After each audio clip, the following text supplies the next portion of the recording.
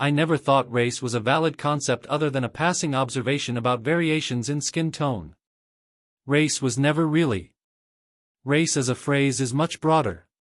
The Irish were once not white. The Irish are full of gingers and white as freshly dead ghosts. So the concept of being white or black is entirely social. Race only arose when Europe had to other sub-Saharan Africans because of their indentured or enslaved status. Some groups carry genes for some traits, but these groups do not line up with simplistic racial categories. As I was learning about phenotypes in this course, I was immediately struck with this being actually what race is, rather than a deep genetic thing.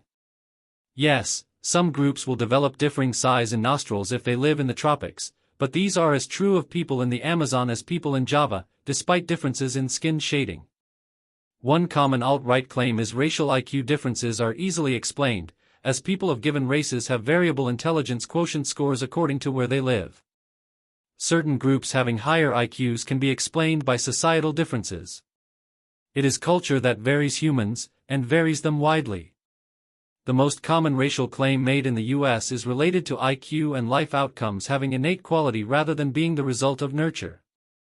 I have never read the bell curve, but this another example of a race-adjacent topic being particularly famous, and Murray represents that there are racial differences in IQ and that these differences in IQ are reflected in social differences. There are obvious problems with this outside of the scope of what I can cover here, but obviously if race is phenotypic it can't really decide something as complex as human intelligence. Why didn't I ever believe in race? Notions of race in the US were the result of social systems, codified in what I would call caste laws. There are other historical examples of this kind of legislation, whether they be the Spanish Empire or the Indian caste system. Whiteness is a category of color in which many nationalities were thrown together. The history of race goes back further. The idea of colorism or racism was lacking in older classical states. Famously, there were African and Arabian Roman emperors. Most of Europe, huddled around the Mediterranean basin, was all some familiar shade of skin tone, until the age of navigation took them afield. Contact with Asia, particularly East Asia, was incredibly difficult before then. So contact with Asia was limited to invasions by various tribes across many centuries, during which it was easy for Europeans to other the Tartars or Huns. Of course, the key difference Europeans discovered when they began to trade with the Americas and Africa was the lower level of development there. The idea of innate superiority came from that. Of course, entire empires in the exact area that Portugal and Spain were getting their slaves from were ignored. It took the 19th century for these ideas to come into something called scientific racism. It took the rise of Nazism for these ideas to find final insane expression, before they began to be jettisoned.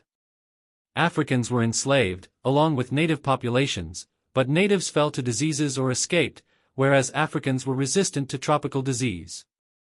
The sickle cell adaptation led to this population being less susceptible to tropical disease, and since the most labor-intensive and profitable colonies were in the tropics, entire ideologies were invented and built to justify a material reality that slavery was a really cheap way to produce sugar. There are many theories about why Europe was able to do this, and my only foray into this was encountering the works of Jared Diamond. Diamond is famous for being a geographic determinist to explain Eurasian ability to dominate the globe initially, at the expense of the New World and Africa. These historical facts, which are very widely available, are why I did not have any real opinions on the concept of race. Race is a phenotypic expression, a concept covered in the first units. As evidenced by the lactose intolerance video, groups can carry certain advantageous traits. Point 2: if you happen to be a Northern European, you will inherit a higher tolerance for alcohol, because people with weak livers just didn't really make into the gene pool at a time when water consumption was hazardous and public intoxication just an expected fact of life.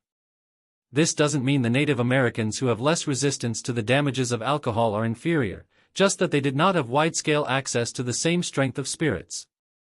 There are no hard deterministic traits which demarcate racial groups. Even within smaller groups that share particular genotypes, these genes have an interplay with environment. These genotypes may vary widely within racial groupings themselves, making their association with skin color tenuous at best.